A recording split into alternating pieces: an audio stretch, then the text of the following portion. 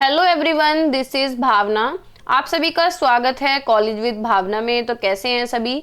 Hopefully सब अच्छे होंगे। हमने फर्स्ट यूनिट कंप्लीट कर लिए है, जिसके अंदर हमने वैदिक एजुकेशन, बुद्धिस्ट एजुकेशन और मेडाइवल पीरियड को पढ़ा था। अगर आपने क्लासेस नहीं देखी हैं, 3 क्लास के अंदर मैंने कराया है, तो आप लोग जाके देख लेना। जिसको स्पीड कम लगती है वो ज़्यादा स्पीड कर सकते हैं, जिन्हें ज़्यादा लगती है वो कम कर सकते हैं। ठीक है, तो आज हम पढ़ने वाले हैं मैकाले मिनट, बोल सकते हैं मैकाले मिनट ही इसे बोला जाता है। ये सेकंड यूनिट है, यानी देश आजाद होने से पहले कौन कौन सी पॉलिसीज, कौन कौन से कमीशंस आए थे एजुकेशन को इम्प्रूव करने के लिए। तो स्टार्ट करते हैं मैकाले मिनट को। अगर आप चैनल पे नए हैं तो लाइक शेयर सब्सक्राइब कर लेना। बाकी अगर किसी को नोट्स लेने हैं तो नोट्स आप लोग परचेज कर सकते हैं। कॉन्टैक्ट नंबर मैं आपको दे देती हूँ। बीएड फर्स्ट ईयर के नोट्स चाहिए, चाहे आपको सेकेंड ईयर के नोट्स चाहिए, चाहे आपको एमएड के नोट्स चाहिए, सभी को मैंने कंसाइज तरीके से बनाया है और साथ के साथ मैं आपको पढ़ाती भी हूँ हर टॉपिक, ताकि आपको क्लियर हो जाए। तो आप मुझे मैसेज कर सकते हैं व्हाट्सएप पे 790 690 1757, ये मेरा कॉन्टैक्ट नंबर है। कॉल करना मत, सिर्फ आपको मैसेज करने हैं। व्हाट्सएप मैसेज पे आप बात कर सकते हैं, अपनी क्वेरी सोल्व कर सकते हैं, जो भी आपको क्वेरी हो। ठीक है, बाकी अगर इंस्टाग्राम पे मुझे फॉलो करना चाहते हैं तो इंस्टाग्राम पे फॉलो कर सकते हैं। वहां भी अगर आप कुछ भी पूछना चाहते हैं, कोई बात करना चाहते हैं तो कर सकते हैं। ठीक है, इंस्टाग्राम भावना त्यागी ऑफिशियल के नाम से आपको मिल जाएगा। तो स्टार्ट करते हैं मैकाले मिनट को। तो मैकाले मिनट क्या है? ब्रिटिश संसद ने 1813 में ईस्ट इंडिया कंपनी को एक नया चार्टर एक्ट जारी किया, नया चार्टर जारी किया, यानी एक रिपोर्ट मान सकते हैं कि एक रिपोर्ट जारी की। तो इस चार्टर में कंपनी को निर्देश दिया गया था कि वे 1 लाख रुपए खर्च करे। किस चीज पे खर्च करे? साहित्य के संरक्षण यानी लिटरेचर को इंप्रूव करने के लिए और प्रिजर्व करने के लिए और उसकी प्रगति करने के लिए, कि भाई जो लिटरेचर है वो थोड़ी सी इंप्रूव हो जाए। और भारतीय विद्वानों के प्रोत्साहन के लिए, यानी जो जितने भी टीचर्स हैं, जितने भी प्रोफेसर्स हैं, जितने विद्वान हैं, उनके प्रोत्साहन के लिए। और कंपनी के शासन के अंतर्गत आने वाले क्षेत्रों में निवास करने वाले भारतीयों को विज्ञान का ज्ञान प्रदान करने के लिए खर्च करें। यानी 1 लाख की राशि रखी गई कि भाई ओवरऑल मेंटेनेंस हो जाएगा और अपग्रेडेशन हो जाएगा, कि भाई जो लिटरेचर है, जो हमारे यहाँ की लिटरेचर है, उसका भी संरक्षण हो जाएगा, प्रगति हो जाएगी और विद्वान भारतीयों का प्रोत्साहन होगा। और कंपनी के शासन के अंतर्गत जितने भी क्षेत्र हैं, जहां भी जैसे विज्ञान का क्षेत्र है, विज्ञान का ज्ञान इंडियन लोगों को देना है, तो उसके ऊपर ये सारा खर्च किया जाए। ये एक बेसिक नॉलेज थी। लेकिन जो ये चार्टर एक्ट जारी किया गया, इसमें 2 शब्दों को डिफाइन नहीं किया गया। ये चार्टर एक्ट देखो, अब तो 4 लाइन लग रही है, लेकिन ये कई सौ पेज की एक रिपोर्ट थी। तो इसके अंदर 2 शब्दों को डिफाइन नहीं किया गया। एक तो लिटरेचर, कि भाई किसकी लिटरेचर की बात कर रहे हो तुम, भारत की लिटरेचर की या फिर इंग्लिश लिटरेचर की बात कर रहे हो, या फिर लर्न नेटिव, यानी कि कौन से विद्वानों की बात कर रहे हो, कौन से भारतीय विद्वान। तो 2 शब्दों को इसमें डिफाइन नहीं किया गया। तो इन 2 शब्दों को डिफाइन नहीं किया गया, तो इन 2 शब्दों को, यानी 2 स्कूलों के जो थॉट्स थे, उसमें एक कंट्रोवर्सी क्रिएट हो गई। 2 कंपनियां बन गई, पहली थी एंग्लिसिस्ट और दूसरी थी ओरिएंटलिस्ट, यानी 2 गुट बन गए, 2 कंपनी क्रिएट हो गई, एक एंग्लिसिस्ट और दूसरा ओरिएंटलिस्ट। जो ओरिएंटलिस्ट थे, यानी एक तरीके से आप इन्हें दिमाग में रख सकते हैं कि ये भारत वाले थे, और जो एंग्लिसिस्ट थे ये ब्रिटिशर थे। ठीक है, ओरिएंटलिस्ट तो चाहते थे कि भाई यहाँ पे भारतीय संस्कृति चले और भारत का ही जो लिटरेचर है वो चलनी चाहिए। और एंग्लिसिस्ट चाहते थे कि यहाँ पे इंग्लिश का मीडियम होना चाहिए, इंग्लिश लिटरेचर होनी चाहिए, और जो साइंस है वो भी इंग्लिश में पढ़ाया जाए। तो इस तरीके से इनकी कंट्रोवर्सी चली। तो even the British parliament 2 groups were formed over this issue, this controversy could not. ये जो कंट्रोवर्सी है 20 साल तक चली, देखो 20 साल तक। फिर नया चार्टर एक्ट आया 1833 में। देखो स्टार्टिंग कब हुई थी? 1813 में, और फिर 20 साल तक इसी चीज पे कंट्रोवर्सी चलती रही।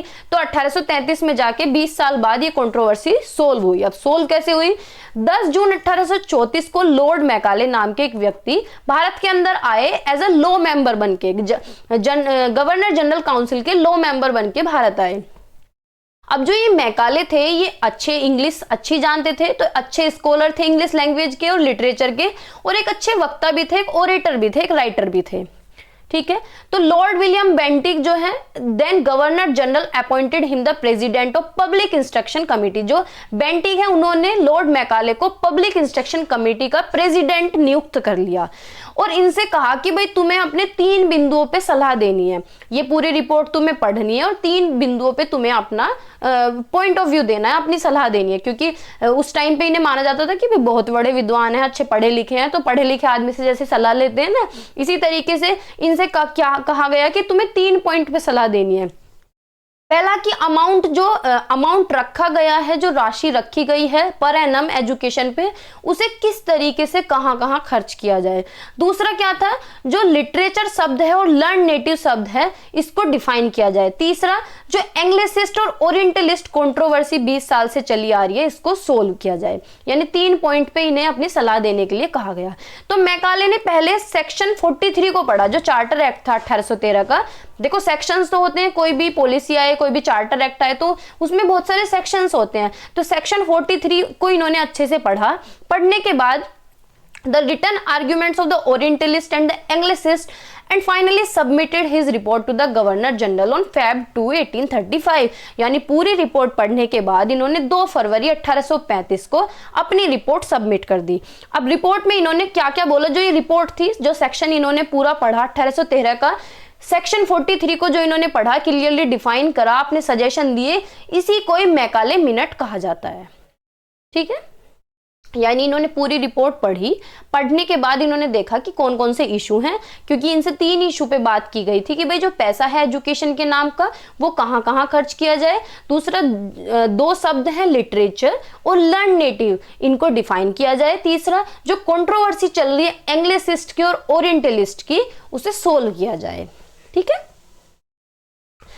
अब एक्सप्लेनेशन ऑफ द सेक्शन 43, एक बार 43 जो सेक्शन था उसकी एक्सप्लेनेशन भी सुन लो कि 3 aspect of this charter were the subject of controversy. 3 subject थे कंट्रोवर्सी के, जो 3 पॉइंट थे कि भाई जो मनी अलॉट हुई है एजुकेशन की वो कैसे खर्च की जाए, लिटरेचर शब्द को कैसे डिफाइन किया जाए, और जो लर्न नेटिव है उसको कैसे डिफाइन किया जाए। मतलब ये सारे जितने भी एस्पेक्ट थे इनको सबको क्लियर किया था किसने, मैकाले ने। ठीक है, ये 3 पॉइंट थे कि मनी को कैसे खर्च करना है, लिटरेचर शब्द को डिफाइन करना है, लर्न नेटिव शब्द को डिफाइन करना है, और जो कंट्रोवर्सी है उसको सोल्व करना है।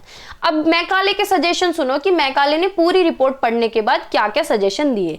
तो मैकाले का पहला सजेशन था कि education of eastern knowledge and literature is worthless, यानी जो पूर्वी ज्ञान और साहित्य की शिक्षा बिल्कुल बेकार है। पूर्वी ज्ञान, ईस्टर्न नॉलेज यानी हमारे यहाँ की नॉलेज। इन्होंने कहा जो हमारे यहाँ लिटरेचर चल रही है, जो हिंदी संस्कृत बच्चों को पढ़ाया जा रहा है और जो यहाँ पे ज्ञान दिया जा रहा है वो बिल्कुल बेकार है।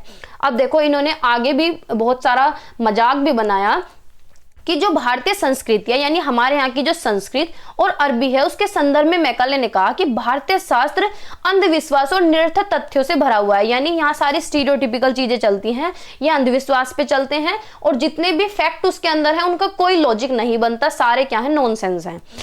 इन्होंने कहा कि इतिहास में 30 फुट लंबे राजाओं का वर्णन किया गया है और भूगोल में दूध और मक्खन की नदियों का उल्लेख है। यहाँ तक कि जो हमारे यहाँ पे पशुओं का डॉक्टर है वो भी इनकी बातें सुन के, इनकी बातें पढ़ के हंसेगा और स्कूल में, कॉलेज में लड़कियों को हंसाएगा। जो ज्योतिष है अंग्रेजी स्कूल की लड़कियों को हंसाएगा। यानी इस तरीके से इन्होंने मजाक उड़ाया कि अंग्रेज पशु चिकित्सक भी इसके चिकित्सा विज्ञान पर शर्म महसूस करेगा और जो ज्योतिष अंग्रेज स्कूल की लड़कियों को हंसाएगा।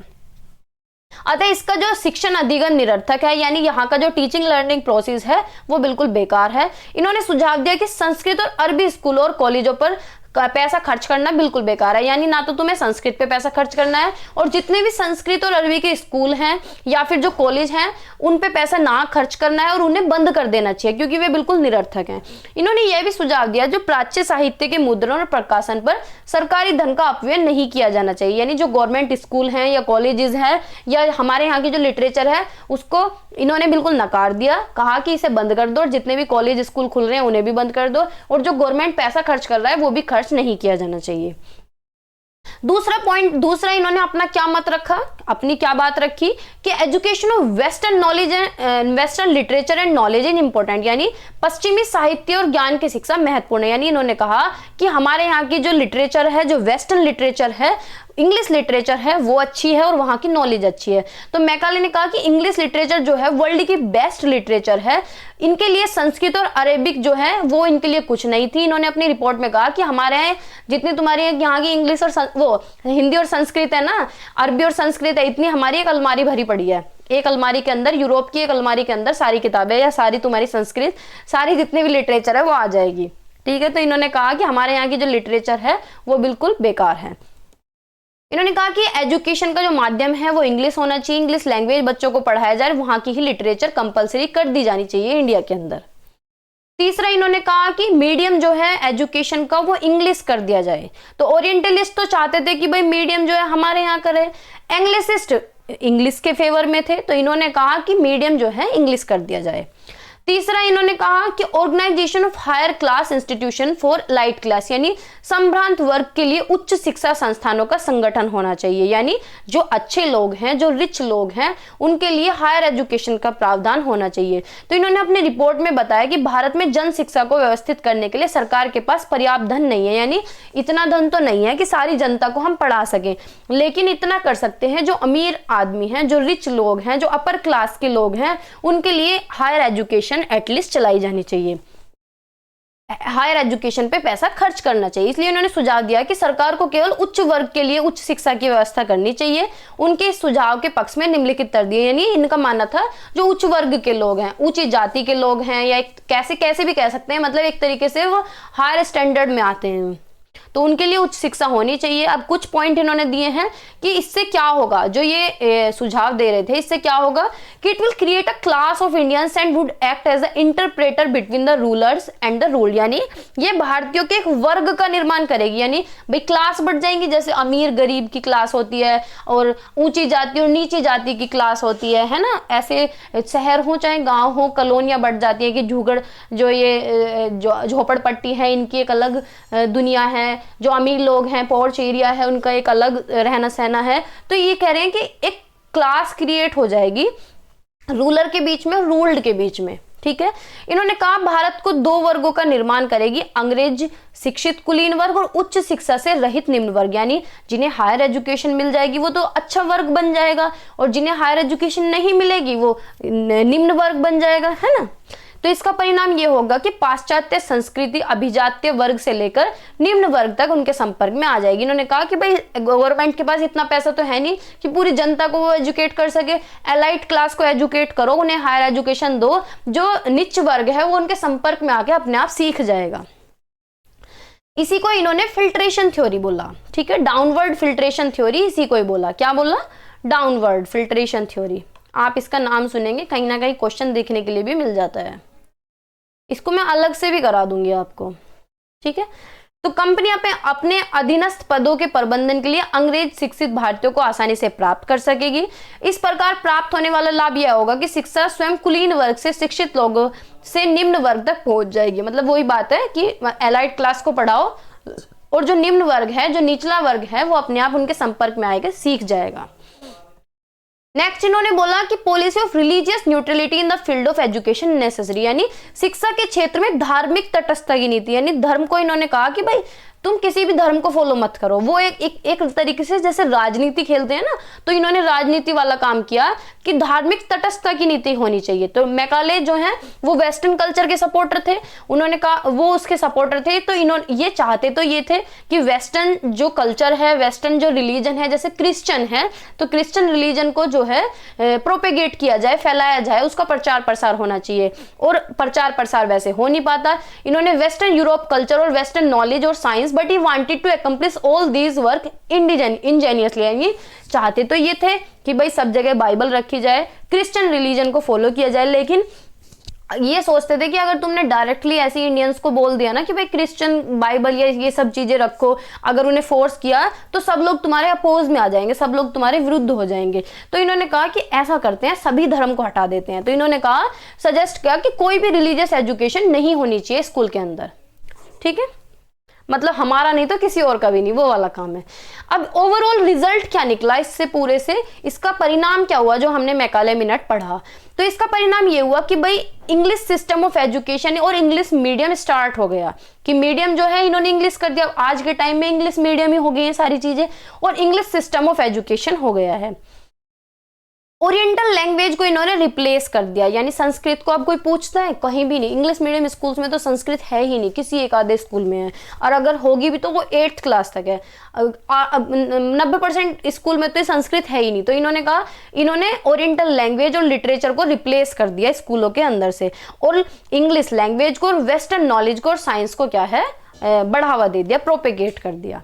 अब मेरिट्स क्या हुई, मैकाले मिनेट के गुण क्या थे, कि भाई अच्छी बात क्या थी कि इन्होंने लॉजिकल डिसीजन लिया with respect to the orientalist anglicist controversy, यानी जो कंट्रोवर्सी बनी हुई थी, जो एक गुट बन गया था, जो एक कंपनी क्रिएट की गई थी, वो इन्होंने सोल्व कर ली लॉजिकली। दूसरा, इन्होंने एक अच्छी बात की कि वेस्टर्न लैंग्वेज, लिटरेचर, नॉलेज और साइंस की इन्होंने वकालत की। इन्होंने वकालत की कि एजुकेशन को बढ़ावा मिल सके, प्रोग्रेसिव हो सके, प्रगतिशील हो सके, आगे बढ़ सके। नेक्स्ट क्या था कि रिलीजियस न्यूट्रलिटी को इन्होंने लाया, कि किसी भी धर्म को ना रखा जाए स्कूल के अंदर। धार्मिक तटस्थता की नीति को इन्होंने रखा। अब इनके अवगुण क्या थे, डीमेरिट्स क्या थी, कि इन्होंने इंडियन लैंग्वेज को नेग्लेक्ट किया। इंडियन लैंग्वेज को तो इन्होंने नकार ही दिया कि भाई यहाँ की जो लिटरेचर है यहाँ की बिल्कुल बेकार है, वर्दलेस है। और जो धन आ रहा था, इन्होंने कहा कि जो इंडियन लिटरेचर है इस पे धन खर्च करना बेकार है, अगर धन खर्च करना है तो वेस्टर्न लिटरेचर पे करो। मास एजुकेशन को भी इन्होंने मना कर दिया। इन्होंने कहा सिर्फ एलाइट क्लास को एजुकेटेड करो, मास एजुकेशन को एजुकेट करने के लिए सरकार के पास इतना धन नहीं है, तो इन्होंने मास एजुकेशन को नेग्लेक्ट कर दिया। दूसरा, इन्होंने संस्कृत पाठशाला और अरेबिक मद्रास को क्लोज करने की बात की, यानी इन्हें बंद कर दिया जाना चाहिए, इन पे धन नहीं खर्च किया जाए। तीसरा, इन्होंने इंडियन स्कॉलर जो यहाँ के विद्वान थे भारत के, उन्हें इन्होंने नीचा दिखाया, डाउनग्रेडेड कहा, उनका उपहास बनाया, मजाक बनाया। और इन्होंने डाउनवर्ड फिल्ट्रेशन थ्योरी को सपोर्ट किया। डाउनवर्ड फिल्ट्रेशन थ्योरी कि यहाँ से तुम कोई भी चीज इफेक्ट में डालो, वो अपने आप थोड़ी थोड़ी करके नीचे आ जाएगी, कि भाई एलाइट क्लास को पढ़ाओ और उनके संपर्क में आके सारी जो जनता है, जो निम्न वर्ग है, वो सब पढ़ सकेंगे। ठीक है, so this is all for today. Hopefully class आपको अच्छी लगी होगी। मैकाले मिनेट हमने पढ़ लिया है, आप लोगों को समझ भी आ गया होगा। अगर कोई चीज़ समझ नहीं आ रही है तो कमेंट सेक्शन में कमेंट कर सकते हैं। क्लास एंड तक कौन देखता है ये भी कमेंट करके आप लोगों को जाना है। अगर आपने चैनल को अब तक सब्सक्राइब नहीं किया है तो सब्सक्राइब कर लेना, बेल आइकन प्रेस कर लेना, ताकि जब भी क्लास आए आपके पास नोटिफिकेशन आ जाए। और अगर आपको नोट्स लेने हैं और पहले से पहले ही पढ़ना है, सारी चीज़ें आपको कंसाइज चाहिए, शॉर्ट नोट चाहिए बिल्कुल, कि सारे टॉपिक भी हों, ज़्यादा हमें पढ़ना ना पड़े, तो आप मुझे व्हाट्सएप पे मैसेज कर सकते हैं और नोट्स ले सकते हैं। ठीक है, तो बाय बाय, टेक केयर, पढ़ते रहिए, मुस्कुराते रहिए और मेरे साथ जुड़े रहिए।